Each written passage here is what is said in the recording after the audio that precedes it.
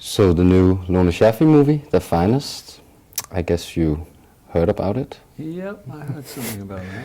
Well, it's set in London in 1940, and Yep. the city is being bombed by the Nazis. And I heard in other interviews that you feel like some people have a sort of a nostalgia for this period that look from the outside, or as a person who haven't been a part of it, as a very grim period of time in history. Why do you think that is? Well, I mean, it's generally people who weren't there, people like me. I was born 9 years after this film is made, and therefore I think the nostalgia is partly because of all the movies that were made, like the movie that we're making in the movie that we're talking about, because they are romantic and exciting and funny and sexy. And partly because I think it's a yearning, perhaps, I'm speculating, for a time when people were unified by a single source of danger, and all the normal static and politics between people and conflicts and divisions were unplugged for a while, and everyone was brought together in one common cause. And I think people long for that. And also because it's, as I say, people think of it as a romantic time and as a sexy time, because it was brutal and savage. London, for instance, was bombarded every night by the German Air Force, and you never knew who was going to be alive the following day. So people took opportunities that they might otherwise not have done. Yeah, and you could say today that maybe we live in a time where the danger is sort of arbitrary, like with surveillance and everything. You don't really know what you're supposed to fear because you don't understand it. Yeah, and also our fear is manipulated by toxic interests in order to control us and in order to get our votes. So it's a very, very confusing time. I think the nostalgia for the Blitz in London, or for the Second World War, or for any of those kind of periods, is to do with a kind of honesty, a purity, where you did know who your enemy was, and everybody shared that enemy, and everybody shared a common fear. And in the movie you play an actor in the declining time of his career. So what attracted you to the role?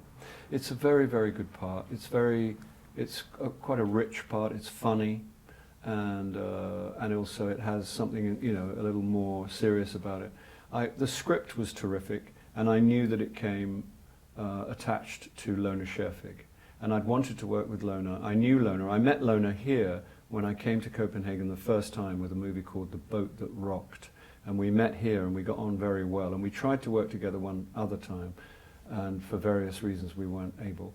And now the fact that it came with this script and this opportunity and this part was an irresistible combination. And I thought it was, I mean, speaking of humor, you've gotten a lot of praise in reviews. Some people even say that you steal the show. Do you think there's a line as to how funny you can make a movie that's set in during the Second World War? No, I don't think there's. I think in the same way as this is a film about making a film, one of those films that they made during that period to keep everybody's spirits up, and those films were often, almost always, funny, because that's what people required, and that's what they needed as a collective experience, because there was no indication at that time that we were going to win the war. If anything, it looked like we would lose the war, and European history would be completely different, and England would have been occupied by the Germans. So that was the reality, and there wasn't a lot of good news.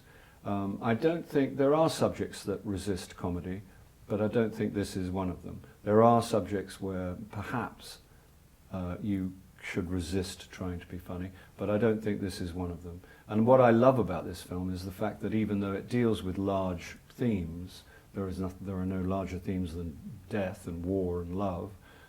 It never forgets that it's in show business. It never forgets to entertain you. And I like things that are funny. Because I think that's what life's like. Things get interesting when they're funny and sad. Sometimes at the same time, sometimes, you know, sort of juxtaposition. And Lone was very, very brilliant at scheduling that and maintaining that balance. And I think the writing is extremely clever in that respect. Do you think that maybe humor is even more important during a time of war, because per definition it's anti-authoritarian? Like when you laugh, you sort of bypass the more existential centers in your brain and sort of like forget the grim reality. Yeah, absolutely. That's word perfect. That's exactly my feeling. And that period was famous for its humour, and the British people were, you know, that's one of the great tools they used to survive through that time, because it was, as I say, it was a brutal time, and but it's not, you know, it's not peculiar to the British. I'm sure the Danish do it. I'm sure the French and the Lithuanians do it. You know, that it's a function of what it's one of the things that human beings do to when they are challenged, you know, and scared. You know, people reach for humor because it's, as you say, it unplugs all that other stuff, if only briefly, and it is kind of subversive. Mm-hmm. Yeah, and perhaps, I mean, there's a lot of movies about the Second World War coming out, like Christopher Nolan's Dunkirk is one of them, and I would guess that they're way more serious or patriotic, and maybe it's good to get some humor in the mix. Maybe it actually brings, if you look at the movies about the Second World War as like a lot, maybe it brings us closer to reality. Yeah, I think that's correct, yeah. Things are a little bit funny, a little bit sad, a little bit terrible, a little bit tragic, and then they're a little bit funny. You know, that's what life's like. And from an artistic point of view, that's when things get interesting. I mean, we need all kinds of films, you know, and there are, you know, and I'm, you know, but the ones I tend to get offered are the ones that involve humour. Mm-hmm. And playing an actor in the declining time of his career, I think it's interesting because you sort of became a big movie star when you were 54, when Love actually came out. So you sort of made the reverse move. You became really, really huge at a time when you found yourself and knew who you were. Do you think, how do you, am I pushing it? You're pushing it a little, like know who you are, finding myself is a bit of a stretch. Okay. But I mean, the trouble with being 54 or 64 is that people assume that, younger people assume that you know something. Actually, very few people do. But, you know, it's just more of the same. But yeah, no, it's true. My trajectory has been quite the reverse. Although, you know, I was always quite busy as a young actor. I had a familiar English career, which was I was on TV and I was in the theatre, and I grew up in the theatre. And and then yes, Love actually changed everything. And so it is. I'm very fortunate. I mean, and I think it's probably the desirable sequence. The other one would have been less desirable, I think. Mm-hmm. I mean, there is some truth in what you say, and as much as that, you know, when you're 54, you don't, you know, you have, if nothing else, you have an ability, perhaps, not to take yourself too seriously, because you've made enough mistakes to have unplugged any kind of hubris.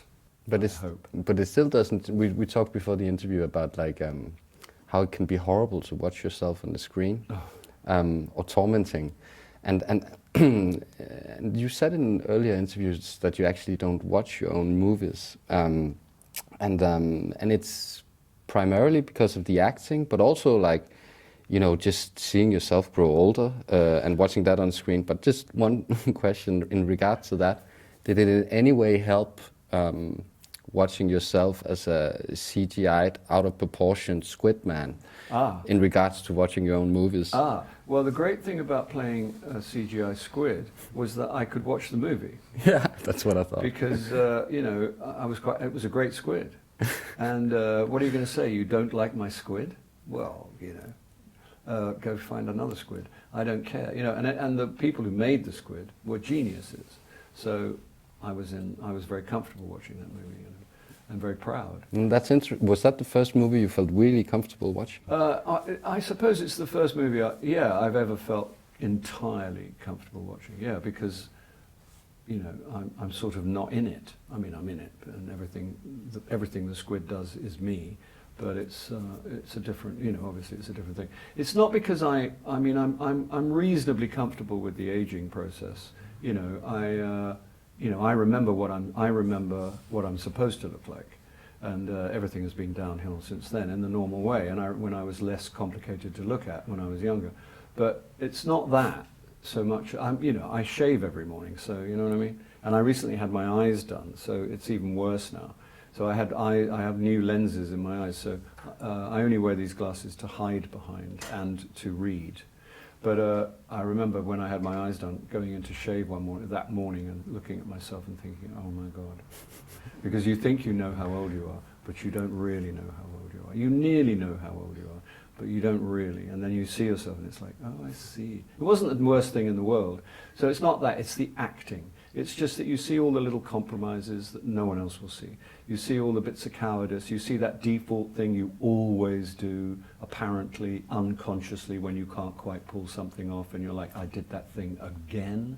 You know, it's like that. It's sort of, and I have to go to work again quite quickly. Mm-hmm. So I don't need hard evidence that all my worst fears are, in fact, you know, confirmed. So it's just easier. If there's a world where you don't watch your movies, if you look for what's easiest, what's most you know, relaxing, what keeps you less unhappy, and what keeps me less unhappy is let other people watch the movies. It's not for me. Mm-hmm. You know, that's the version of my life that makes me most comfortable. Mm-hmm. So you weren't at the last question, please. All right. Mm-hmm. Well, let's end on a funny note, since we started out with talking about humor. I mean, you played a broken-hearted squid man. You played a loudmouthed alcoholic rock star in Love Actually, wearing skin-tight leather jeans. You've played a several hundred years old vampire in Underworld. Yeah. You played a wizard turned politician in Harry Potter. Yeah. What costume do you like the most? Well, I was very happy in a battle skirt. And a battle skirt is what I wore as Victor, as the vampire. It's like wearing a kilt. I am a bit Scottish, and my mother was always trying to get me into a kilt, which is a skirt. But if you wear a heavy skirt, it gets to be quite cool. But none of those would be my favorite costume. I mean, if you want me to operate at my absolute best, I have to be in what we used to call a decent lounge suit. So a two-piece lounge suit is how to get the best out of me. Mm-hmm. And you said that actually the clothes in their finest in Lone Scherfigs' new movie, you find that to be the best period. Yeah, the late 40s, not the early 40s. I now know this. The late 40s was the best period, particularly for women. All the women look sensational. And that's when trousers, for men, that's when trousers were trousers. Mm-hmm. And it is a wonderful look. It's, you know, it's everybody looks to Cary Grant. Cary Grant, that was the look, you know. That was into the 50s as well, but the late 40s and 50s, and everything has been downhill since then. Now we have leggings. Give me Now we're just left to wonder why. Yeah, exactly.